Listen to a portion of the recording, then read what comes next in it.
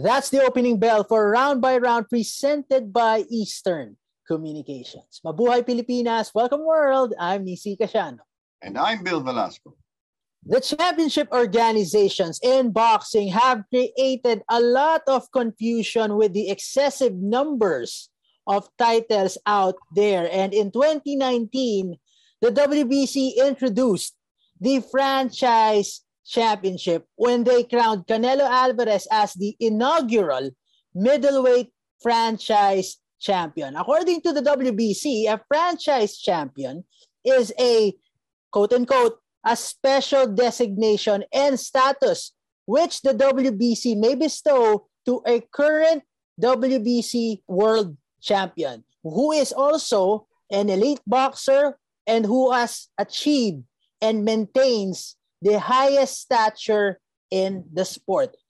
Plus, its holder has the right to pursue fights of his choosing without the responsibility of making mandatory title defenses. Bill, so far, 3 pa lang ang binibigyan ng franchise belts ng WBC. Pero kung iisipin mo, aside from the confusion that it makes, parang may element of favoritism at, dapat big star ka.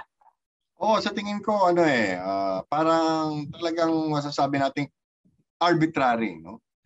If you look at all the different boxing organizations, the WBA was already pressured to start trimming down because it had so many. Itong franchise boxer na to was introduced in 2002, pero 2004 lang talaga siya medyo gumawa ng ingay, no? So the funny thing about this here is being a franchise boxer is not something you can win or lose. It's basically the decision of the WBC. No? And along the way, they've been defending the rule and even modifying it. Now, if you take a look at the list of the different kinds of existing belts, this is already the 7th type. You have your regular champion, your super champion, your international champion, may global champion, silver champion, interim champion, tapos ngayon franchise champion pa. This doesn't even include the eternal champion, diamond champion, and all these other nonsensical belts that are given out. So parang nag-iimbento na lang sila para mas marami silang franchise fee na masingil, mas maraming laban, mas makaakit ng mga boksingero. It's really strange, no? And at one point, nagkaroon pa nga ng Aztec title na binigay kay Canelo Alvarez. Ngayon, nabanggit mo na nga itong sanctioning fee. Kasi nga, sa mga hindi nakakaalam, ang bawat title defenses ay may kaakibat na tinatawag na sanctioning fees. And nagkaroon ng idea ang WBC na magkaroon ng franchise championship ng piliin kalabanin ni Canelo Alvarez itong si Sergey Kovalev for the WBO light heavyweight title. Ngayon, kaso ang mandatory opponent nung panahon na yon and ang interim champion ay itong si Jermall Charlo. Ang ginawa nila, they promoted Charlo and reclassified Canelo as the franchise champion. Ngayon, kung sakali, yung mga panahon na kung sakaling lumaban ulit, itong si Canelo Alvarez sa middleweight nung panahon na yon, may paraan ng WBC na magpataw ng sanctioning fees kasi siya nga yung tinatawag na franchise champion. Ganon din ang ginawa nila kay Lomachenko in 2020 dahil mas pinili niyang kalabanin ito nga si Teofimo Lopez and most recently kay Juan Francisco Estrada. Ang gusto niya ay isang rubber match against Roman Chocolatito Gonzalez pero ang mandatory challenger niya ay itong ang Thai fighter na si Sri Sakit Surong Bisay. In short, Bill, money talks yun na nga mahirap doon kasi may patakaran tayo, di ba? Yung mga international champion, those are usually the fighters ranked in 11th to 20th, and you can get into the top 10 and get a shot at a title fight. But there is no clear rule or clear protocol na kung gawin mo to or matalo mo si ganito, makakakuha ka ng title shot or kung ano man ang magiging ranking mo. Sa katunayan nga, minsan napag-uusapan yan yung bata ko number 7, gawin niya naman number 5.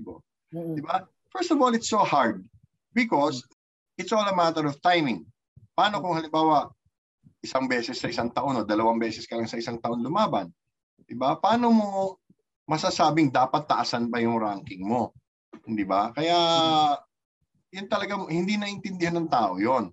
And in the process, we have made it in such a way that it's really just the fighters who make fights. The championship for me has become more of just a formality. You know, a lot of people would watch Manny Pacquiao fight anyway, but if he's fighting for a title, that just makes it juicier for the fans. No, at mas malaki ang kikitain kasi kumbaga may pinaglalabanan.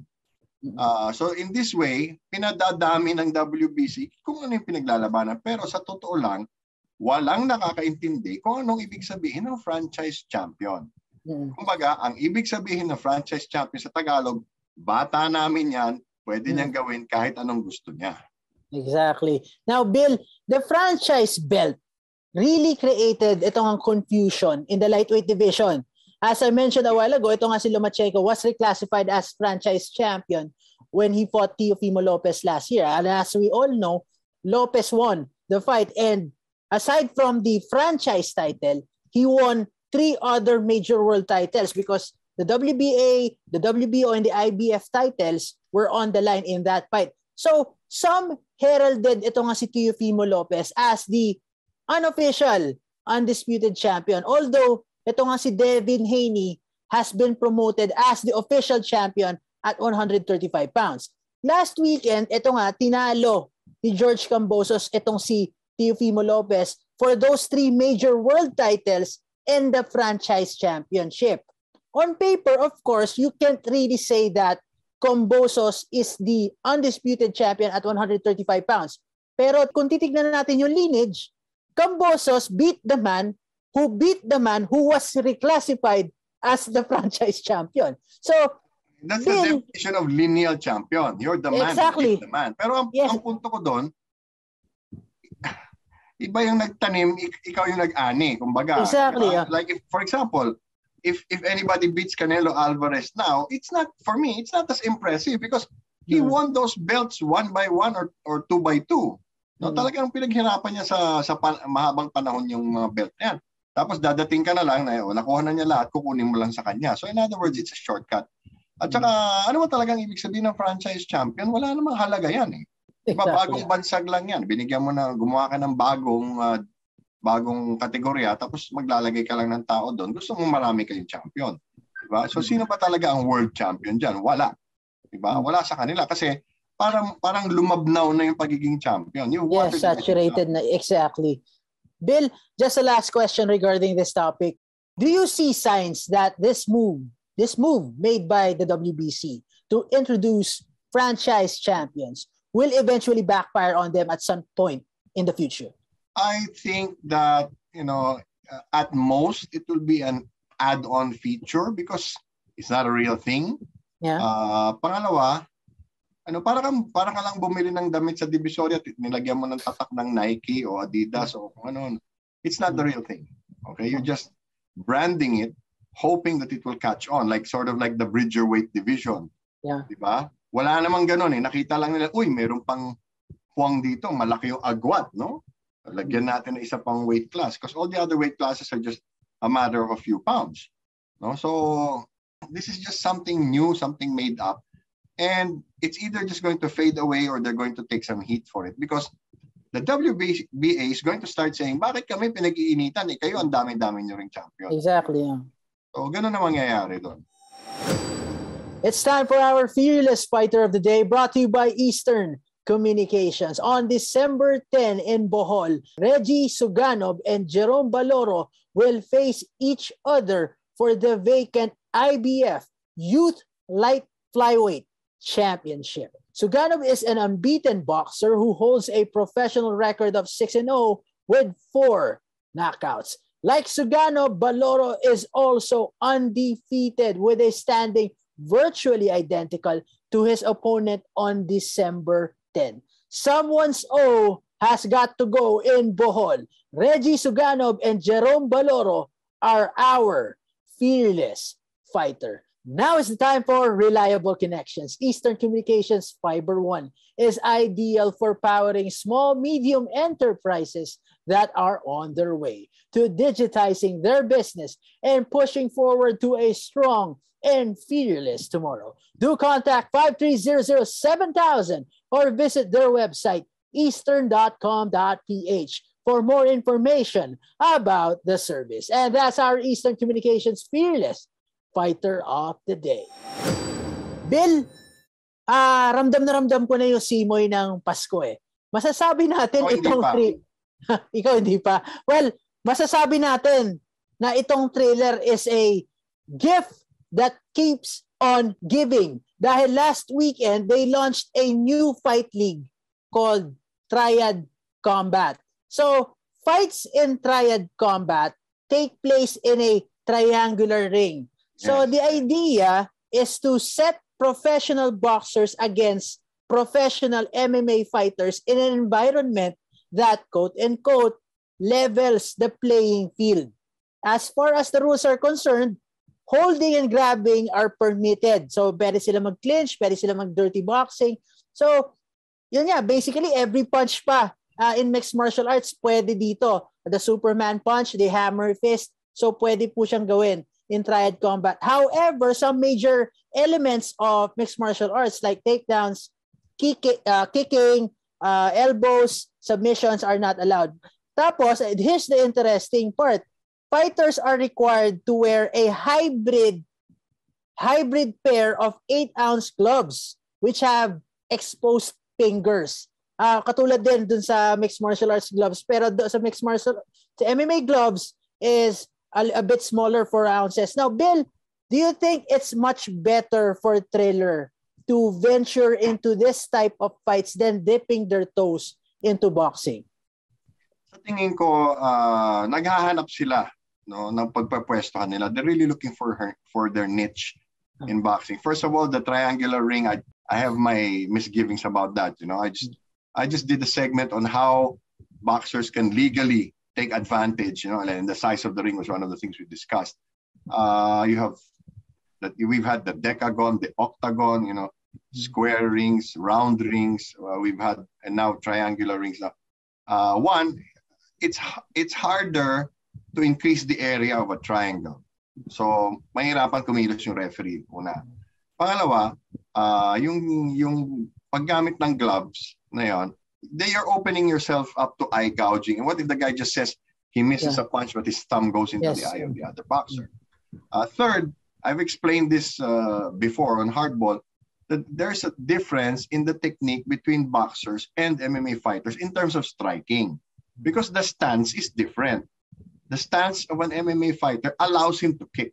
Making that adjustment to boxing wherein the stance is totally different is another matter altogether. Iba yung suntok sa MMA because hindi mo mabubueluhan talaga ng katawan. No, not all the time anyway. So at the same time, if you look internationally, there is a market for Muay Thai. There's a market for kickboxing. And other permutations. So the differences are in Muay Thai you can use the knees and the elbows. Yes. No, kickboxing you can. No, and then there are other hybrids in between. No? Same with our knees. No, sa iba ang nilalagyan ng padding yung stick. Sa iba yung lumalaban. No, and then they use live sticks like they do in the south. No, in Cebu and other places. It looks more like kendo, but that's their style of doing it. Sa tingin ko, it's not that great a move for Triller because it's not going to spread among the masses. It's not going to become a mainstream sport kasi it's a hybrid, no? How many hybrid sports have really succeeded? They tried chess boxing, it didn't work. Triathlon and duathlon and biathlon are combinations of different sports. Ito, pinaghahalo mo, and we've seen how, out of desperation, amateur boxing has had to evolve towards professional boxing. It did not combine the rules, but the only differences really now are the rounds, not the timing. But they've taken out the headgear, they've taken out the white portion of the gloves. The rules are more pro-like. So that's not a hybrid. This is a hybrid, and hybrids don't generally do well in the mainstream. Bill, napag-usapan natin to before regarding Triller na parang, alam mo yan, para silang nakikipaglaro sa apoy. Because of, wala silang alam, or sabihin natin, hindi nila alam paano, how to manage a boxing event. And a very good example of it was the Teofimo Lopez versus George Cambosos fight. Kaya napunta yun sa Matchroom Boxing. Ngayon, napapansin ko dito na syempre, of course, it's all fun and games. Until yun nga, nabanggit mo kanina, yung dangers na may nakasama dito. And sa akin ba, kasi ako nababahala ko, ito ang tanong ko sa'yo, Bill, nababahala ka ba dun sa mga pinalalaro nilang mga fighters? Kasi kung titignan natin, it's either retired mixed martial arts fighters or sabihin natin over-the-hill boxers na who's at their 40s, near 50s, ang mga pinalalaro nila, ang akin lang dito parang, alam mo yun, delikado. Yeah, I think, no, ako sa akin, kung gusto niyo maghanap buhay, sige, no? But there are two things that concern me. One is they are not really doing a series of real events, but they're doing one-offs, no? Minsan lang gagawin to, wala namang kasunod dyan. It's not like, the major boxing organizations that there is really some sort of format to it, no? That you have to keep on fighting and so on and so forth. Pangalawa, yung punto mo na mga retirado na or mga wala na sa kondisyon, yun ang nakakatakot kasi sa mga ganyang sitwasyon, there is no established medical baseline. Okay, they'll hire a doctor, the doctor will say he's good to go. If anything happens to the guy, the doctor never gets blamed. The organization washes its hands. They say he chose to fight. So like what happened to Evander Holyfield, di ba? Yeah, exactly. Ang laking kahihiyan nun, he was in a different weight class and he was out of shape and he just jumped back into the ring. That should not be allowed. They should have a minimum of, let's say, 6 weeks or so for the athlete to get into condition. There should be some monitoring. It's not just slapping two fighters together and hoping something good happens. Diba? Yeah. Yun ang nakakabahala kasi baka may mamatay dyan eh. Diba? Hindi mo alam, matakin sa puso or could have a stroke or other medical conditions. I'm not saying it's because of the age. It's more of they're so far away from their previous physical conditioning that this would be a shock to their system. Bill, Thriller made this public declaration. Ang sabi nila, triad combat will rival boxing. Pero sa akin parang mas nakikita kong magiging competitor nila itong sumisikat sa Amerika na bare knuckle fighting championship. Your thoughts? Bare knuckle fighting is still boxing. Okay, it's basically boxing without the protection of the gloves. No? Because there is some medical evidence that shows that it's actually safer for you to box without gloves. No, some medical professionals argue that because you're not wearing gloves, the brunt of the impact is really outside on your face. Kahit dadaming peklat mo, dadaming sugat mo sa mukha, but it will cause less damage to the brain. There is some argument for that, no? But this is neither here nor there. No, in the past 15 years or so, we've had mixed martial arts really rival and in some places double the audience of professional boxing. Now, boxing is making a very strong comeback after the pandemic, but this is again neither here nor there. It's not boxing. It's not mixed martial arts. So I don't really see where. In other words, with all due respect to beach volleyball. Okay, beach volleyball was created primarily, one, to expand the market of volleyball itself, and two, to give a lot of these retired Olympians a professional league of their own. Plus, you only need 2 players, so it's much more convenient. So, beach volleyball is not as strenuous per se, although it uses less players. It's not as strenuous per se as regular volleyball. So, in other words, it's a step down. Now, for me, triad boxing is a big step down because it's not real boxing, it's not real MMA. So what is it then? I'm sure we'll find somewhere down the line, maybe in the history books, we'll find some sport that resembled this. Maybe boxing started out that way because it was initially a way for armies to practice their hand-to-hand combat, but still, at the end of the day, it is something new, and these things take a long time to crack the mainstream market. And I don't think triad boxing is going to do that. So, Bill, you're saying na yung fate niya as a sport will be similar to other variant boxing or other variations of boxing, such as, big knockout boxing in 2014 or even WWF's Brawl for All, because these two had a hard time establishing themselves at the mainstream level. Yes, it's going to be quite limited in its appeal because so far they're not really serious about growing the sport. They're grabbing names, who retired and then throwing them into the ring together. And it's unfair for me. It's unfair to the mixed martial artists, because that's only half of their game, right? So the other thing is, it's a new product. There's a lot of competition out there. For me, eventually this may become something like the ECW. It's more niche. Yeah. It's more for smaller. Good reference. And smaller markets. Yeah, I mean it's exciting. Yeah. But it's a side event sport. It's not something for me that will, But then what will you do? They're trapped. What will they do to make themselves unique? Well, make a triangular ring, but what difference does that really make? Yeah. What's next? Put them in a phone booth, di ba? Kaya medyo nag-aalangan ako sa sport na to. Tingin ko hindi ito lalawak sa dating niya. Tingin ko baka sa mga iba-ibang maliliit na lugar lang yan sisikat. And that's the final bell for today's episode of Round by Round, presented by Eastern Communications. I'm Nisi Casiano. And I'm Bill Velasco. We're on Facebook at 6 p.m. Mondays through Fridays and on our YouTube channel right after. So make sure you like, follow, share, and subscribe right now. Attorney Ed Tolentino and my partner Bill Velasco will be working the fights for you on Monday. So catch them on the next Round by Round. All boxing, all Filipino, all the time. See you and happy weekend.